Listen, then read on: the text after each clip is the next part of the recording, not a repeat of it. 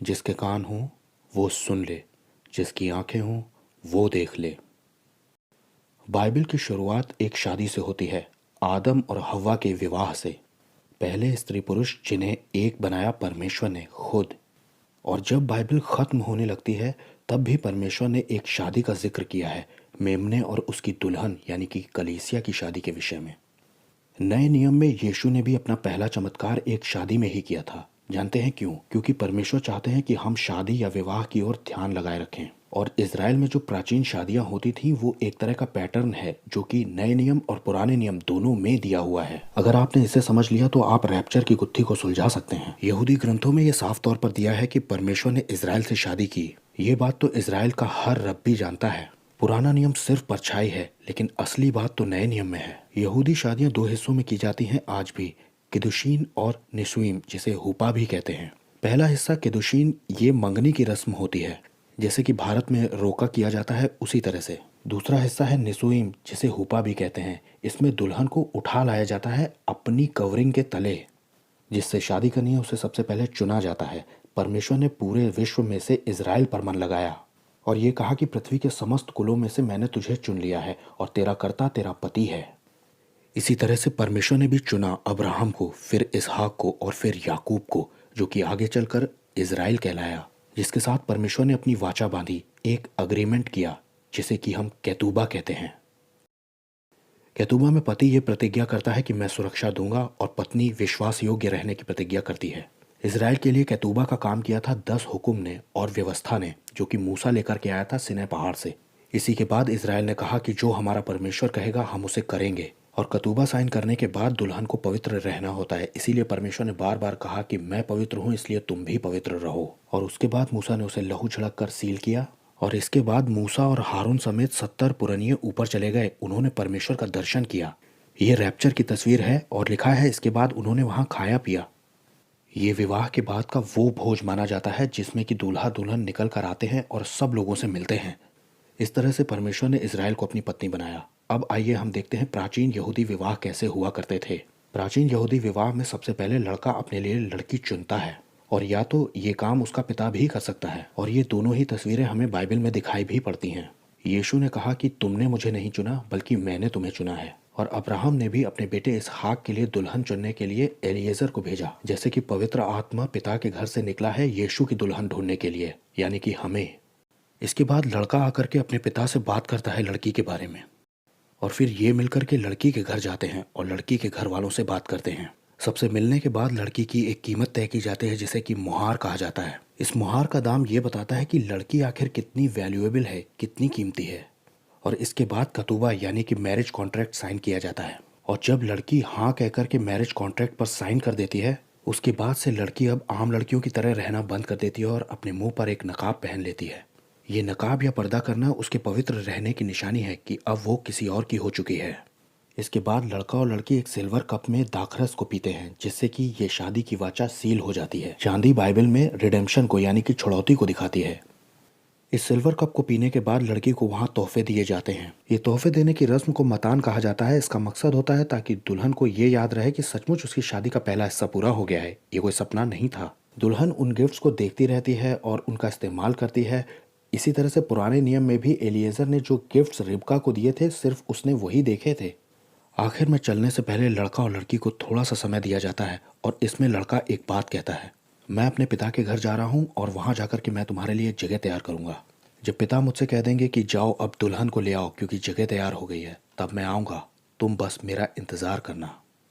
ऐसा बोलकर दूल्हा तो चला जाता है लेकिन दुल्हन इंतज़ार करना शुरू कर देती है। ये मंगनी की रस्म और कतूबा का साइन किया जाना और सिल्वर कप से पीना, ये आजकल की शादियों की तरह नहीं है। इसका मतलब शादी ही होता है। बस ये शादी दो हिस्सों में की जाती है, जिसका कि पहला हिस्सा यानी कि किदोशीम यहाँ पर पूरा हो जाता है। इसके बाद लड़की को एक स्नान करना होता है जिसे कि मिक्वा कहते हैं। ये एक तरह से यहूदियों का बपतिस्मा है। हर एक यहूदी लड़की को मंगनी के बाद ये मिक्वा स्नान लेना ही होता है। दोनों ही परिवारों में शादी की तैयारियां बहुत ज़ोरों शोरों से शुरू हो जाती हैं। पुराने समय में मशीनें नहीं थी, इसलिए आटा चावल दाल सब कुछ अरेंज करने में बहुत समय जाता था। इसलिए मंगनी से शादी तक लगभग 1 से 2 साल का अंतर रखा जाता था। दोनों ही परिवारों में खुशी का और जश्न का माहौल तैयार हो जाता है। दुल्हन को एक तरफ तैयार रहना है और इंतजार करना है दूल्हे का, वहीं दूल्हे को पिता के घर में जा करके एक ब्राइडल चैम्बर को तैयार करना होता था जहां वो दुल्हन को लेकर आएगा। ये ब्राइडल चैम्बर ही वो जगह है जिसे कि पिता के घर में लड़के ने बनाया है, जहां पर दूल्हा दुल्हन एक होंगे और उनका मिलन होगा। इस ब्राइडल चैम्बर को तैयार देखने के बाद पिता यह डिसीजन लेता है कि जाओ अब दुल्हन को ले आओ। अगर दूल्हे से कोई ये सवाल करता है कि कब लाओगे दुल्हन को, तो वो कहता है कि उस घड़ी उस समय को कोई नहीं जानता, बस सिर्फ पिता ही जानता है। जब पिता हुक्म देंगे तब मैं जाकर अपनी दुल्हन को उठा लाऊंगा। वहीं दुल्हन के घर वाले दुल्हन से कहते हैं कि वो आएगा ज़रूर, और वो चोरों की तरह आएगा, लिटरली वो तुम्हारा अपहरण करके ले जाएगा। कुछ हंसी ठिठोली करने वाली सहेलियां और कुछ गांव के लोग ये मजाक भी करते हैं कि वो नहीं आएगा। बाइबल में ऐसे लोगों को स्कॉफर्स कहा गया है। ये अंतिम दिनों में आएंगे और कहेंगे कि कहाँ गई उसके आने की प्रतिज्ञा, वो नहीं आएगा। लेकिन दुल्हन इन बातों पर कान नहीं लगाती, बल्कि वो हर रोज़ तैयार रहती है, क्योंकि वो बोल कर गया है कि तुम बस तैयार रहना और इंतज़ार करना, मैं ज़रूर आऊँगा। अब इस शादी का दूसरा हिस्सा शुरू होता है जिसे शिदुखीम या निसुईम कहते हैं, जिसे हुपा भी कहा जाता है। इसमें दूल्हा अपने पिता की आज्ञा पाकर के दुल्हन को लेने के लिए निकल पड़ता है। इधर दुल्हन जो कि पहले से तैयार रहती है, वो जैसे ही शोफार का यानी तुरही का शब्द सुनती है, वो तुरंत अपने द्वार पर चली आती है।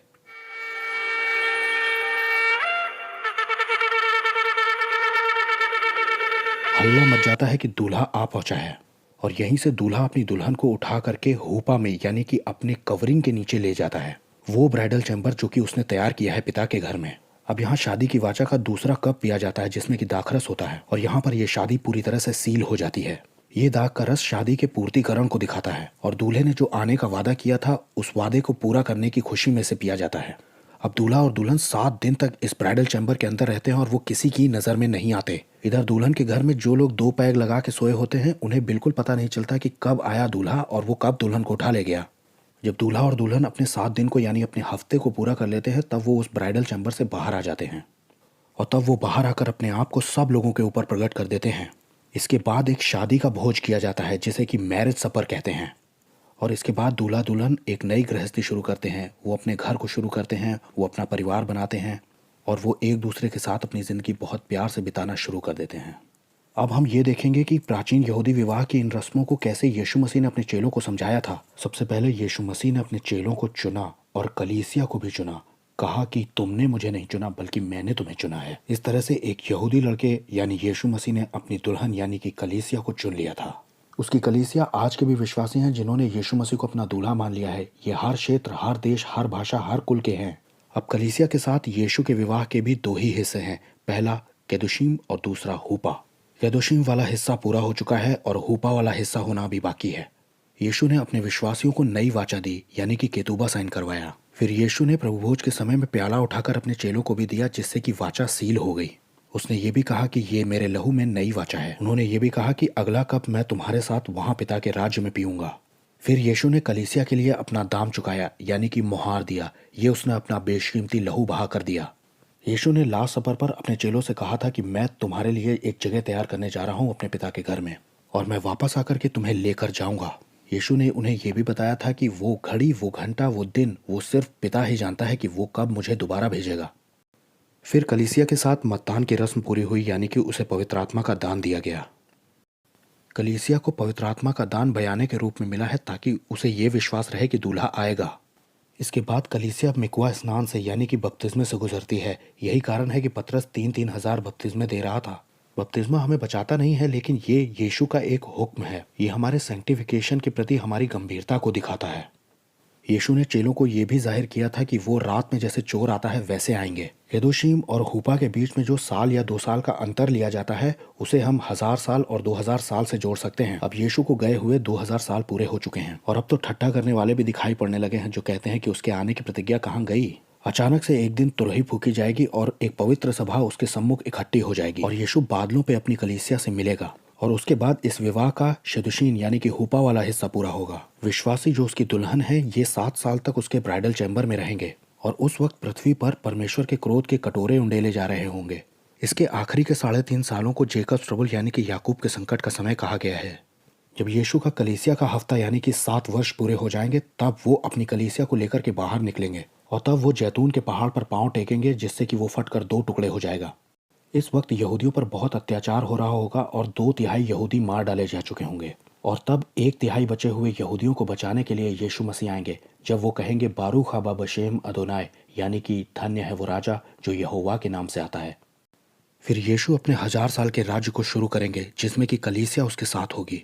यीशु यरूशलेम के मंदिर में बैठकर 1000 साल तक राज्य करेंगे और कलीसिया वो पूरी पृथ्वी की अधिकारी होगी। अब हम इस वीडियो के सबसे ज़रूरी हिस्से में आ गए हैं। हम पौलुस के बारे में बात करेंगे। पौलुस के पास इतने प्रकाशन यानी रेवलेशंस कहाँ से आए थे? गलातियों की पत्री में इसका एक बड़ा भेद दिया है कि अरब का सीना पहाड़। पौलुस ने यह बता दिया था कि सिनै पर्वत ये अरेबिया में है, जो कि अब कुछ अरसे से ढूंढ लिया गया है। यहाँ पर वो चोटी भी है जहाँ पर परमेश्वर मूसा से मिला था। यहाँ का ऊपरी पूरा हिस्सा काला है क्योंकि परमेश्वर आग के रूप में उतरा था। यहाँ पर वो चट्टान भी है जिस पर मूसा ने लाठी मारी थी। ये सचमुच अरब में ही पड़ता है। इससे पहले पौलुस ये बताता है कि मैं मांस और लहू से सलाह लेने के लिए जो मुझसे पहले प्रेरित थे उनके पास नहीं गया, बल्कि मैं अरब को चला गया। इसका मतलब यह है कि वो फ्लैश एंड ब्लड से नहीं बल्कि स्पिरिट से सलाह लेने गया था, और इसके लिए वो अरब के सीने पहाड़ पर गया था। अब जैसे मूसा पर परमेश्वर प्रकट हुआ था, वैसे ही पौलुस के ऊपर लगता है यीशु प्रकट हुए थे। तभी उसे रैप्चर के बारे में इतने साफ तौर से पता था। इसीलिए उसने अपने पत्र में कलीसिया के विषय में यह कहा है कि मैंने एक ही पुरुष से तुम्हारी बात लगाई है ताकि तुम्हें पवित्र कुंवारी करके उसे सौंप दूं। पौलुस भी प्राचीन यहूदी विवाह की प्रथाओं को लेकर ही बात कर रहा है। पहला थिस्सलुनीकियों चौथे अध्याय के 16 से 18 पद में ऐसा दिया है, क्योंकि प्रभु आप ही स्वर्ग से उतरेगा, उस समय ललकार और प्रधान दूत का शब्द सुनाई देगा और परमेश्वर की तुरही फूकी जाएगी। जो मसीह में मरे हैं वे पहले जी उठेंगे, पर हम जो जीवित हैं वे बचे रहेंगे, उनके साथ बादलों पर उठा लिए जाएंगे कि हवा में प्रभु से मिलें। और 18वें पद में दिया है कि इस प्रकार इन बातों से एक दूसरे को शांति दिया करो। ये हमारी उम्मीद है कि हम इन बातों से एक दूसरे को शांति दिया करें कि हम बच निकलेंगे। और फिर 5वें अध्याय में दिया है कि सारे संसार पर वो विनाश ऐसे आ पड़ेगा जैसे गर्भवती के ऊपर पीड़ा अचानक से आ पड़ती है, और वे किसी रीति से ना बचेंगे। पौलुस हमें कह रहा है कि हमारे पास उम्मीद है लेकिन वो नहीं बच सकेंगे। अब कंफ्यूजन कुछ इन पदों से शुरू होती है। उस समय वो अपने दूतों को भेजकर पृथ्वी के इस छोर से आकाश के उस छोर तक सारे दिशाओं से अपने चुने हुओं को इकट्ठा करेगा। दरअसल लोग इसे रैप्चर समझ लेते हैं, जबकि इससे ऊपर की आयतों में साफ दिया है कि सूरज अंधेरा हो जाएगा, चांद प्रकाश नहीं देगा, तारागण गिरने लगेंगे, और तब लोग मनुष्य के पुत्र को बड़ी सामर्थ और महिमा के साथ बादलों पर आते हुए देखेंगे। ये द्वितीय आगमन की बात हो रही है, ना कि रैप्चर की। 20वीं आयत से ये पता चल जाता है कि ये चुने हुए कौन है। यदि प्रभु उन दिनों को ना घटाता तो कोई प्राणी ना बचता, परंतु उन चुने हुए के कारण जिनको उसने चुना है उन दिनों को घटाया जाएगा। दरअसल ये चुने हुए इजरायली तो हैं ही साथ वो 1,44,000 यहूदियों ने जो प्रीचिंग की थी उसके द्वारा जो बचाए गए लोग हैं, जो मारे मारे फिर रहे होंगे, ये वो भी हैं। क्योंकि बाइबल बताती है कि यीशु मसीह के द्वितीय आगमन के फौरन बाद भेड़ों और बकरियों का न्याय होगा। उसमें गेहूं और भूसी को अलग किया जाएगा और ये स्वर्गदूत करेंगे। ये शुरुआत के 3.5 साल में 1,44,000 यहूदियों ने जो प्रीचिंग की है उनकी कटनी के रूप में इन चुने हुओं को दिखाया गया है। सोचिए, एक यहूदी पौलुस ने क्या किया। जब 1,44,000 यहूदी प्रचार कार्य करेंगे तब क्या होगा। अब प्रभु के ब्राइडल चैम्बर यानी हुपा के नीचे हमको 7 दिन यानी कि 7 साल तक वहां रहना ही रहना है, वरना जो संसार के ऊपर 7 साल आने वाले हैं और जो 3.5 साल याकूब के संकट के समय हैं, इसके लिए हमें कलीसिया को इन समयों के बीच में रखना पड़ेगा, जो कि मिड ट्रिब के लोग मानते हैं कि सताव झेलने के बाद बीच में कहीं कलीसिया को उठाया जाएगा। लेकिन प्राचीन यहूदी विवाह यही बताता है कि 7 दिन तक दूल्हा दुल्हन किसी को दिखाई नहीं पड़ते हैं, वो उसके बाद ही बाहर आते हैं। और फिर पौलुस ये न कहता कि हम बादलों पर उठा लिए जाएंगे, प्रभु से हवा में मिलेंगे और इन बातों से एक दूसरे को शांति दिया करो। पौलुस को फिर ये कहना चाहिए था कि कलीसिया तुम भी सताव झेलने के लिए तैयार रहो, तुम्हारे लिए भी कोई उम्मीद नहीं। रैप्चर की टीचिंग लोगों के अंदर पवित्रताई से चलने की इच्छा को उत्पन्न करती है। प्रकाशित वाक्य में 2 औरतों का जिक्र है, एक वैश्य है और एक प्रभु की दुल्हन है। जो लोग संसार के साथ दूषित नहीं होते, ऐसी पवित्र पाक और बेदाग बेझुर्री कलीसिया को लेने के लिए यीशु आ रहे हैं, और यही हमारी धन्य आशा है।